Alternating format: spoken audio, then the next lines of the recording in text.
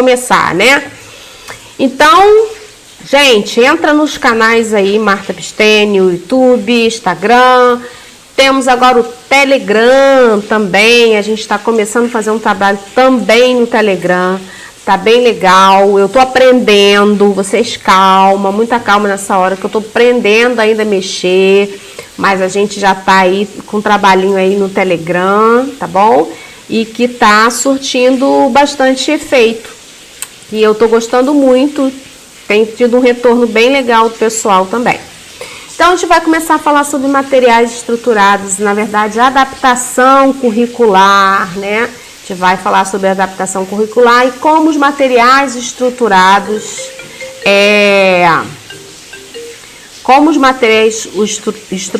eles nos ajudam nessa questão da adaptação curricular. Então, vamos lá. Isso, vamos lá. Primeiro processo, mas antes de começar a falar aqui da avaliação, eu queria... Não, depois eu falo. Depois eu vou falar. Vamos começar aqui pela avaliação mesmo. Bem, gente, a proposta de curricular, ela tá, vamos dizer assim... A gente vai falar, independe do processo que você escolheu para sua avaliação. Mas é importante que esse aluno, ele tenha passado por uma avaliação. Então, pode ser uma avaliação neuropsicológica, que é importante a gente ter, que é a avaliação que vai nos possibilitar aí um diagnóstico. Essa criança pode estar sendo avaliada por um psicopedagogo que está aí na corrente de Jorge Visca, né, das provas piagetianas, do ECOA. Então, assim, pode ser uma criança que está sendo atendida dentro da ciência ABA, que é a ciência do comportamento. Ela pode estar sendo atendida por profissionais que tenham como padrão de avaliação as funções cognitivas, o inventário portagem. Então, assim, é importante que a gente entenda que o processo de avaliação dessa criança, ela tem que ter sido feito. Então, para a gente pensar a adaptação curricular, para a gente pensar o que a gente vai fazer com essa criança e para essa criança, a gente tem que ter uma estrutura de avaliação. Não tem como a gente pensar em adaptação curricular sem pensar aí em avaliação e sem pensar no PEI, na construção do PEI, né, do plano educacional individualizado. É importante que a gente tenha essa visão. Então, aqui eu não vou falar de avaliação, tá? Eu vou só, isso é uma outra aula, é uma outra, né, é um assunto muito profundo, inclusive, aí, para a gente poder falar. Então, eu não vou entrar na área da avaliação. O que é importante a gente saber, que para a gente pensar adaptação curricular, a minha criança, ela precisa ter passado por uma avaliação. Mesmo que essa avaliação, gente, seja uma avaliação simples, dentro da escola, pelo professor de recursos, então, que ele tenha aplicado uma quantidade de exercícios, né, de intervenções, que ele tenha feito aí anamnese. Pra gente, nesse momento, o processo de avaliação, ele não vai ser tão importante para a nossa aula de hoje. Mas a gente tem que saber que para que a gente possa continuar a pensar em adaptação curricular, a gente precisa que essa criança tenha passado por uma avaliação, tá bom? Ou, né, por estruturas de avaliação para a gente poder ter uma resposta, né, de testes, respostas de quadro de desenvolvimento, de repertório da criança, quais são as áreas que a gente vai ter que intervir, essa criança é verbal, é não verbal, ela precisa mais na área de história, de português, de leitura, de escrita, mais na área de matemática. Se é da leitura, a gente vai ter que pensar uma reestruturação para história, geografia e ciências. Então, tudo isso a gente vai obter essas respostas na avaliação. Então, a avaliação é fundamental. Mas hoje a gente não vai tratar exatamente da avaliação, tá bom? Deixa eu só ver se tem alguma pergunta. Vocês já podem ir fazendo perguntas, tá? Ai, obrigado, Rogéria. Gosto dos seus materiais. Os seus materiais são maravilhosos. Obrigada. Adoro os seus materiais. Ajudam demais no trabalho. Obrigada, Andréia. Então, hoje a gente vai mostrar aqui como que a gente vai usar esses materiais.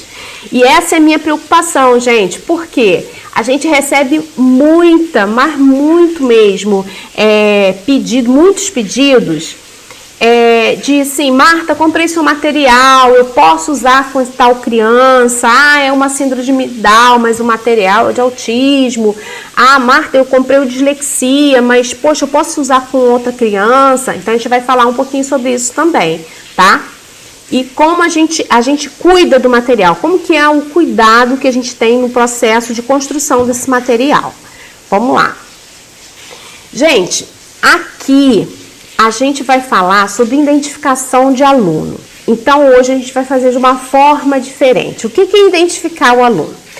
Eu tenho que saber quem é o meu aluno, né? Para a gente poder pensar na adaptação curricular. Então, nós fizemos a avaliação, vamos dizer assim, uma avaliação que a gente viu toda a estrutura cognitiva e neurológica dessa criança, motora, social dessa criança, mas eu preciso ter um olhar para a criança. Quem é essa minha criança? Qual é o comportamento típico dela, né? O típico que eu digo, qual é o comportamento que mais identifica essa criança, que a queixa aí está mais centrada nele. Então, eu trouxe aqui, gente, alguns heróis. E a gente vai analisar essas crianças através desses heróis, tá bom? Então, vamos lá. O primeiro herói da gente aqui é o Hulk, né? O Hulk, ele é o nosso aluno de comportamento agressivo. Ele tem hora que ele é um amorzinho, né? A gente conhece a história do Hulk. O Hulk é um cientista que ele, num experimento, o laboratório dele explode e ele fica para si com algumas características. E ele, se ele ficar nervoso, ele fica musculoso, ele fica verde, ele se transforma, né? E nós temos alunos que são assim. São alunos que a gente precisa agir de forma diferente com eles. A gente tem que pensar em estruturas de atendimento diferente, porque adaptação não é só materiais, né? A adaptação é toda uma postura de envolvimento com essa criança, para que essa criança entre num processo de aprendizado. E nesse processo a gente tem que entender que não é a criança que tem que se adaptar com a escola, é a escola que tem que se adaptar, é o processo que tem que se adaptar a essa criança. Então, muitas vezes a gente tem nossos alunos Hulks, né? Que tem aí comportamentos agressivos, às vezes autolesivos, às vezes lesivo a outros. Então, a gente precisa entender a adaptação também para esse aluno. O nosso segundo aluno é o Homem-Aranha, é o aluno Homem-Aranha. Quem é o aluno Homem-Aranha? O aluno Homem-Aranha é aquele nosso aluno que ele pula de um lado para o outro, que ele corre, que ele mexe com todo mundo, ele atrapalha os grupos, né? Então, o nosso aluno Homem-Aranha é aquele que a gente vai chamar aí de hiperativo, né? Ele tem toda uma movimentação, uma visão muito rápida, né? Então, são os nossos alunos Homem-Aranha. E quando a gente vai produzir as adaptações, vai pensar nas adaptações, a gente também tem que pensar nesse tipo de aluno. Como que eu vou adaptar um material? Como que eu vou adaptar um espaço, como que eu vou adaptar as condições ambientais de educação para esse meu aluno Homem-Aranha. Então, a gente tem que pensar nesse tipo de aluno. Nós temos o aluno super-homem, né? Que é aquele que está sempre pronto, ele tá sempre inteligente, ele tem uma perspicácia maior, ele compreende processos muito bem, ele tem todo o envolvimento na educação. A gente pode aí comparar o nosso aluno super-homem aí com os nossos alunos de altas habilidades, os Asperger também. Então, a gente tem esse aluno que a gente também tem que pensar aí, a adaptação curricular para essa criança, né?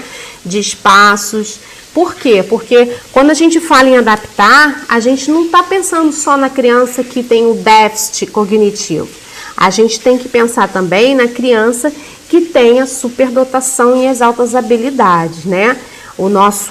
A nossa proposta, né, a proposta de educação especial, ela é complementar e suplementar. A gente não pode esquecer disso, tá? Então, a gente tem que complementar o currículo para uma criança que precisa de adaptações por um déficit no processo cognitivo, e a gente precisa também suplementar para que a gente possa ter aí, atender os nossos alunos super-homens, né? Aqueles que têm o poder, que ele às vezes não parece nem que é daqui da Terra, né? Eles vieram de outro planeta, como o super-homem. Então, a gente precisa, então, adaptar também para esses alunos.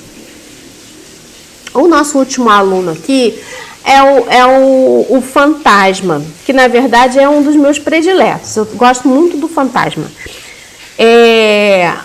Os nossos alunos fantasmas são aqueles que são inteligentes também, né? Eles são fortes, mas nem sempre estão presentes, né? Parece que eles evaporam assim do nada. É aquela criança faltosa, é aquela criança que a gente sabe que tem um potencial, que a gente pode resgatar muito daquela criança, mas a gente tem uma dificuldade muito grande de fazer isso, porque ela não é uma criança presente, né? Ela é uma criança ausente, ela tem muitas faltas, às vezes ela adoece muito, ou então a família não tem aquele processo de responsabilidade, de levar a criança, né, de cuidar dessa criança, né, cuidar do que eu falo de educação, né, acha que o déficit dessa criança ela é muito grande, que não vai adiantar a educação, que a escola não vai adiantar. Então, a gente tem também aí que pensar no processo de adaptar a questão dos nossos alunos fantasmas, né? Nossos alunos. E o fantasma é muito interessante, gente, porque ele tem uma família, né? O personagem fantasma, ele tem uma família e ele é, né? Ele é musculoso, ele é preparado, ele não tem poderes, mas ele é um potencial aí de trabalho e de cuidar da sociedade aí. Então é o nosso aluno faltoso, né? Ele tem potencial, ele pode ir além, mas ele está vinculado aí à família que vai proporcionar o acesso dele para a escola. Então a gente tem que pensar também nesse aluno na hora nas nossas adaptações. E aí, gente, a gente tem todo esse quadro aí, mas a gente conhece a história de cada um, né? Então, todos têm uma história de vida. Tristezas, frustrações, histórias familiares. Precisamos conhecer suas histórias para entender os comportamentos e ações. Então, quando a gente pensa nos nossos alunos aí, super-heróis, né? A gente tem que pensar que quando todos eles aí têm uma história, né? O Homem-Aranha foi picado por uma aranha. O super-homem, o planeta dele explode, o pai, para salvar a vida dele, manda ele para a Terra, né? Então, conforme ele vai crescendo, que ele vai percebendo que ele é diferente da sua família adotiva. O fantasma também tem a sua história, né? Que é muito ligada à construção da família, a tomar conta da família, a questão da preservação, né? Ele mora numa gruta, dentro de numa floresta. Então, tem toda uma questão de proteção. O Hulk, ele é, como eu falei, ele é um cientista que ele tem uma história familiar difícil, né? Depois vocês podem até, para a gente não perder muito tempo aqui contando a história do Hulk, mas o Hulk, ele tem uma história familiar que muitos dos nossos alunos têm, né? Ele é uma criança que foi abandonada pelo pai, a mãe dele morre cedo, então tem toda uma história familiar. Então, esses são os nossos alunos, esses são os alunos que a gente precisa conhecer para que a gente possa fazer a adaptação curricular. Deixa eu parar um pouquinho aqui só para ver aqui as perguntas e a interação de vocês.